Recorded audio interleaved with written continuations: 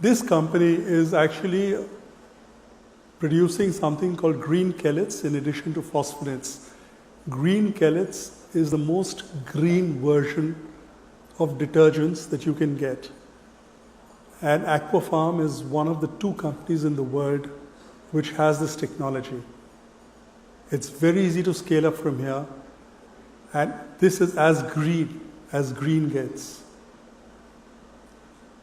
I mean, we have the world majors who are our consumers and potential clients who are waiting to get this product.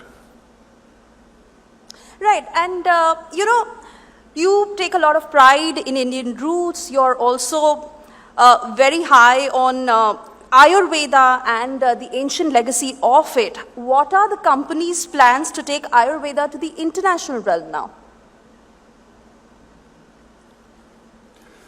So we are going to launch Indian Ayurveda in a modified, easy to consume form towards the end of this calendar year in the US.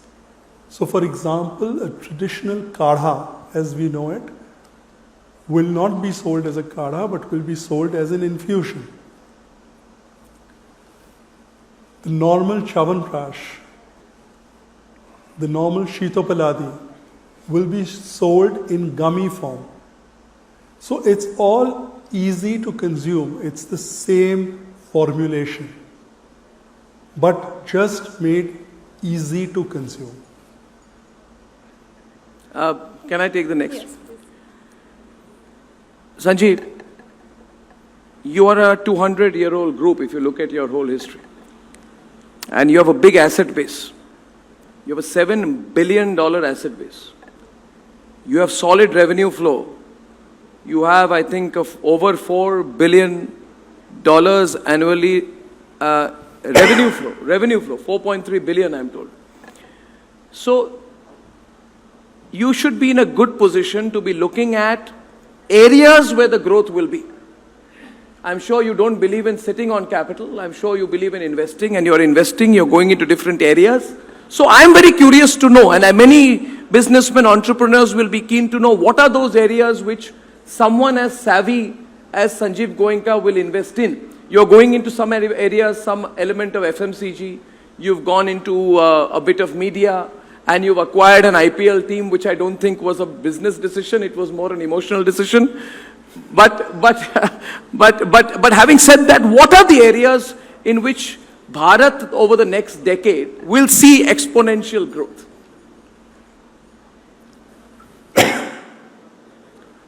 You know, green energy is one business where you will see huge growth. So we are investing in solar generation, in wind generation. In fact, we have said that about 60 to 70% of the power that we distribute in the 6 cities that we have the license to operate will be green. We are going to get into hydrogen electrolyzers. We are exploring this area in a very strong way. That's one. Green chelates is another form of completely green product. Ayurveda is again as green as it gets. So we are looking at green as the path forward. We do believe that is the way to go. I'd just like to mention your comment on the IPL team. Yes, meant to provoke you. I've heard this before, that it was not a business decision. Yes. But let me just say that I paid 7,000 crores for the license. 2 years later, I sit on more than one offer at a value of 14,000 plus. So you're saying that investing 7,000 crores in Lucknow Super Giants is a business decision? Well, out of the 7,000, I've said this before and I'll say this again, 6,100 was something that came out of a calculation done by our advisors and financial consultants. And 100 crores per year was the passion element. Don't worry, I'm just provoking you. I'm just pulling your legs, Sanjeev. Don't take me seriously on this one. Let me have some fun. It's been a day of serious conversations, and I think I have the ability to pull your leg once in a while. We go back a long enough way to do that. But what are you doing? For I mean, sure. are people like sure. you and Gautam Adani, Mukesh Ambani, I'm sure, and other major, the Birlas, are you doing enough to generate entrepreneurship? That's my first question. And my second question is, how do you view people who are running behind valuation?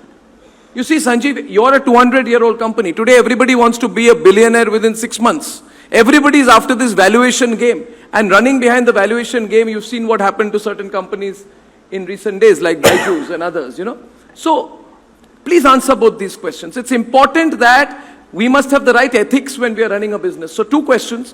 Are you really doing enough to grow entrepreneurs from your side as a company, as an individual? And C, what do you make of this running behind billions instead of building sustainable businesses? Arnab, if you build sustainable businesses which are profitable and growth oriented, you will make billions. A concept can give you a head start. But if it is not sustainable, if it is not cash accretive, if it is not stakeholder remunerative, True. you're not going to get valuations which are sustainable. So I, for one, am not a great believer in these very fancy kind of media hype that gets created over certain companies. But having said that, look at the number of companies which have started from scratch and have done so admirably. There's so much to be learned from that zeal, from that spirit, from that never say die attitude. You talked about Mukesh and Gautam Bhai and Kumar. They're in a scale way above mine. Mukesh is somebody I've unabashedly said is like my guru. He's somebody I look up to. He's somebody I try to follow. But they are there, I'm here. So, as far as I'm concerned, as far as we are concerned, we've started a small venture capital fund for FMCG, where we are not investing in startups, but second stage startups. And we are not only putting capital, but we are giving management expertise, and we are helping these companies scale up. So it's a small thing, it's not enough, but it's a beginning. That's really good. And I think that's excellent. And I think it's good that you're also investing in the media, because that's where commitment and impact investing is happening. So I think it's all good. We look up to you. I think you're a very grounded person. And I think, you represent traditional values. I think your next generation is going to take it to the next level. And we're always proud to be associated with you and to speak to you.